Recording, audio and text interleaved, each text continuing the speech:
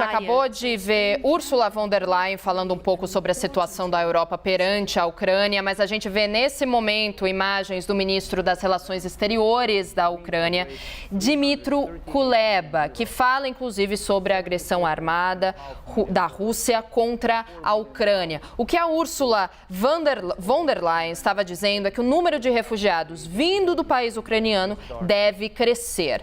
Ela também estava ali, óbvio, representando a União Europeia, elogiou diversos países que fazem fronteira com a Ucrânia, por exemplo, Polônia, Eslováquia, Hungria e Romênia. Ela agradeceu a solidariedade desses países, disse inclusive que os refugiados da Ucrânia que venham desse país teriam direito de residência na União Europeia por pelo menos um ano. E juntamente com esse direito de residência vem o acesso a escolas, assistência médica e também trabalho. Ela disse, foi muito clara, solidariedade é o melhor da Europa. A gente vê nas imagens, então, o ministro das Relações Exteriores, Dmytro Kuleba, que está falando sobre a agressão armada russa contra a Ucrânia. Mas tudo isso que a Ursula von der Leyen trouxe da União Europeia é que a solidariedade é o melhor da Europa.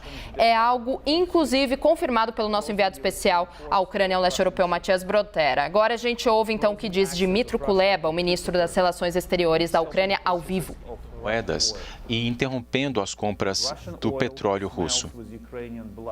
O petróleo russo hoje tem cheiro de sangue ucraniano. São crimes de guerra sendo cometidos pela Rússia.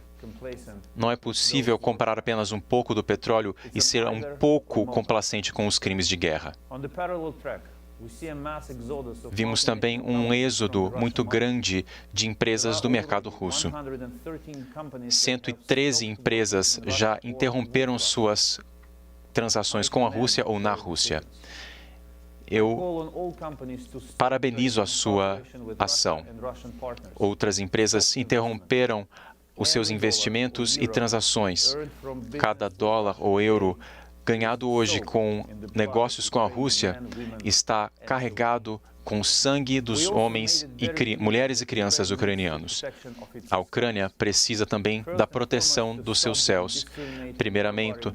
Primeiramente, é preciso interromper o bombardeamento pela Rússia de cidades ucrânias, que tem levado a mortes de ucranianos inocentes. Isso traz a necessidade de fechar o espaço aéreo e também trazer armas de defesa aérea e terrestre para a Ucrânia.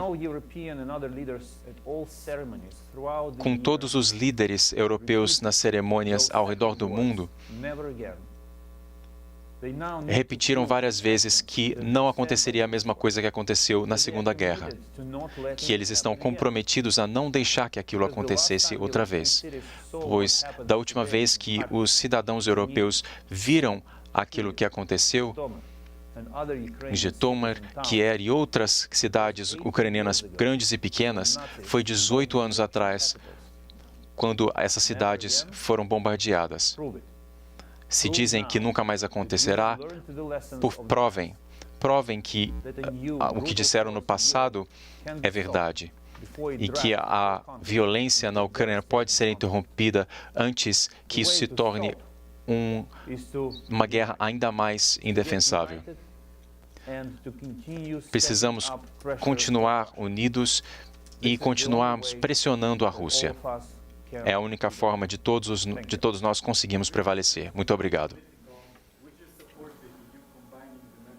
Qual é o apoio que outros países estão oferecendo e qual a sua mensagem sobre essa urgência, essa necessidade da Ucrânia? Com todo respeito aos nossos parceiros na Geórgia, Moldova e outros países, nós insistimos que o caso da Ucrânia seja considerado em isolamento e que seja considerado da maneira mais rápida possível. Os russos precisam ser suprimidos para que haja integração da Ucrânia com a União Europeia para o bem de tanto a Ucrânia e a União Europeia. Minha mensagem para o presidente francês é simples. Macron tem demonstrado nos últimos meses, com as questões de segurança na Europa, a sua fraternidade. Mas agora ele tem mais oportunidade de tomar a liderança, acelerando a integração da Ucrânia na União Europeia. Isso enviará uma mensagem muito clara para a Rússia de que, quando a Europa diz que nós somos parte deles, eles, de fato, acreditam naquilo e que qualquer coisa que o Putin queira fazer, ainda que seja enviar bombas para nós, isso não vai impedir que o povo ucraniano seja parte da União Europeia. E não mudará a ideia da União Europeia como expressa pela comunidade europeia e também na Assembleia, que a Ucrânia pertence à Europa e fará parte da União Europeia. Isso será rápido e contribuirá para o sucesso da nossa vitória sobre o nosso agressor. Senhor ministro, qual a sua opinião sobre o ataque às usinas nucleares e a resposta dada até o momento? Os corredores humanitários e o cessar-fogo humanitário não existem, pois as forças russas já violaram a ordem emitida esta manhã. Nós imploramos que a Rússia parasse de atirar nos nossos civis para que eles pudessem deixar as cidades que eles estão tentando destruir, tanto por ataques aéreos, com foguetes e mísseis, e que também permitisse o acesso do auxílio humanitário para aqueles que permanecem nessas cidades. A Rússia precisa parar com a sua guerra bárbara e seguir as convenções internacionais de guerra. E qual era a segunda pergunta? Como pode melhorar a situação? Eu disse alguns minutos atrás que essa lista de sanções que deve ser imposta à Rússia, portanto, à União Europeia e os Estados Unidos, o Canadá, o Reino Unido e outros países do mundo. Apenas pela solidariedade e unidade poderemos garantir o resultado mais efetivo ou o impacto mais eficiente das sanções impostas. O senhor pode garantir a segurança dos cidadãos indianos na Ucrânia e como pacificar a situação atual? Durante 30 anos, a Ucrânia recebeu centenas de estudantes da África, da Ásia, e eles nunca tiveram nenhum problema aqui. Sempre foram bem integrados à nossa sociedade e tudo estava bem. Todos viviam uma vida normal. Muitos continuavam no país depois de se formarem, inclusive. O ataque russo mudou todo o cenário. Juntamente com ucranianos, eles sofreram devido ao bombardeamento e dos tiros, dos ataques russos de artilharia.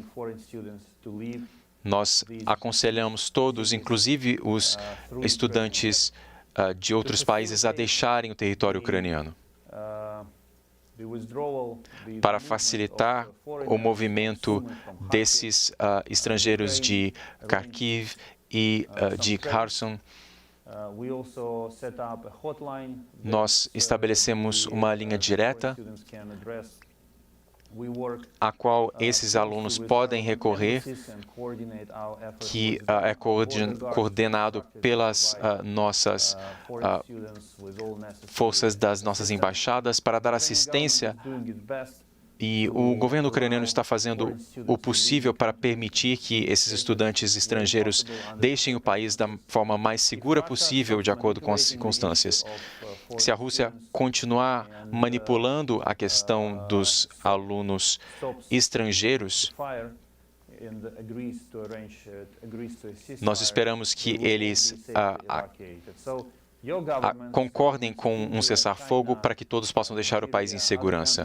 Outros países, como a Nigéria, que tem também alunos cercados em Kharkiv e Kiev, que nos ajudem também a apelar por um cessar-fogo da Rússia para que todos esses estudantes possam deixar o país. O que acontece agora é uma manipulação da Rússia. Eles estão tentando ganhar a simpatia desses países mencionados, mantendo esses alunos como reféns e privando eles de seus direitos, também discriminando-os. Mas eu gostaria de dizer que durante 30 anos, a Ucrânia foi um lar para esses estudantes e continua a ser, mesmo debaixo do chumbo da Rússia. Mas acredite quando eu digo que os seus cidadãos que estão deixando a Ucrânia terão o mesmo nível de apoio dos seus vizinhos ucranianos e amigos. O único motivo do problema atual é que a Rússia está tentando destruir os nossos cidadãos e o lugar que era casa, o lar dessas pessoas. Como eu disse, todos os estudantes que têm uma relação com a Índia podem apelar ao presidente Putin e ao presidente Modi para que continuem explicando que essa guerra afeta a todos. A única pessoa em todo o mundo interessada nesta guerra é o próprio presidente Putin. O povo da Rússia não tem interesse nessa guerra. Além disso, é preciso levar em conta outro fator. A Índia é um dos maiores consumidores dos produtos agrícolas da Ucrânia. Se essa guerra continuar, será difícil para nós fornecer novas culturas e mais produção agrícola. Garantir a segurança alimentar do mundo e da Índia é parte do nosso interesse e do interesse do mundo em impedir que essa guerra continue e em implorar com Putin que ponha fim a esta guerra. Outros países podem ajudar a pressionar a embaixada russa na Índia e exigir deles, mais uma vez, que essa guerra seja interrompida. A Ucrânia não precisa dessa guerra. Nós estamos lutando apenas porque fomos atacados e entendemos que precisamos defender a nossa terra, pois não estão reconhecendo o nosso direito de existir. Mas todo país no mundo pode nos ajudar, exigindo que Putin ponha fim a esta guerra. Senhor ministro, no caso do progresso da zona de exclusão aérea, isso pode escalar mais a guerra ou não? A posição da OTAN sobre a zona de exclusão aérea é frustrante. E, infelizmente, eu devo dizer que, devido à decisão de não estabelecer uma zona de exclusão aérea, mais civis serão mortos por ataques da Força Aérea Russa, mais crianças serão mortas, mais sangue ucraniano será derramado. Nós continuamos a reivindicar e clamar que a OTAN estabeleça esta zona. Estamos também apelando para a Agência Internacional de Energia Atômica para que ajude a garantir a segurança das usinas nucleares atuando na Ucrânia. Precisamos disso porque, caso algo aconteça com alguma delas, como foi o caso de Zaporizhia, que é a segunda maior da Europa, esse será um problema não apenas da Ucrânia, mas um desastre de proporções globais. Estamos esperando pela resposta da Agência Internacional de Energia Atômica ao nosso pedido de segurança às nossas usinas nucleares e outras infraestruturas relacionadas. Obviamente, há também outra discussão. A zona de exclusão aérea irá ajudar a uma escalada desse conflito ou trará mais segurança à Ucrânia? A resposta a essa pergunta depende na confiança que a OTAN tem em si mesma. Se a OTAN acredita ser forte o suficiente para estabelecer uma zona de exclusão aérea, presumindo que a Rússia não ousará entrar o espaço para se envolver militarmente com aviões da OTAN que estarão patrulhando os céus do país, então a zona de exclusão aérea deve ser estabelecida. Se não existe essa confiança e a OTAN não acredita ser forte o suficiente para enfrentar a Rússia nos ares da Ucrânia, então, obviamente, essa zona de exclusão aérea não será estabelecida sobre a Ucrânia. É simples, é assim que o povo da Ucrânia vê esta questão e, como eu disse, a decisão anunciada até agora é frustrante, mas eu creio que a OTAN precisa refletir mais sobre essa questão. Afinal, no fim das contas, o importante é salvar vidas de seres humanos que estão sendo mortos. Uma última pergunta, ministro, na política em relação aos Estados Unidos e a China. Falei com o primeiro-ministro da China há um tempo atrás e tivemos uma conversa longa sobre esse conflito e sobre como a China pode contribuir para garantir a paz. E eu recebi garantias do meu colega de que a China está interessada em impedir a continuidade dessa guerra e esperamos que eles ajam também. A China tem um relacionamento muito especial com a Rússia e esperamos então que eles entrem em contato com a Rússia, mandando uma mensagem consistente e firme de que essa guerra vai também de encontro dos interesses da China. E o presidente Putin precisa retirar as suas tropas.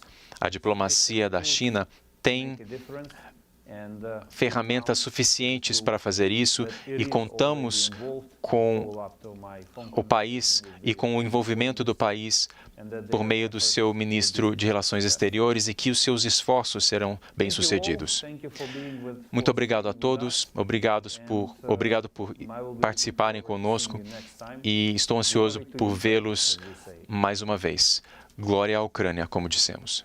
Ouvimos aí o ministro das Relações Exteriores da Ucrânia, Dmytro Kuleba, que foi muito claro em sua mensagem aos líderes europeus. Ele disse: provem que o que disseram no passado, em termos de não haver uma Segunda Guerra Mundial, vai se concretizar a partir desse conflito da Ucrânia.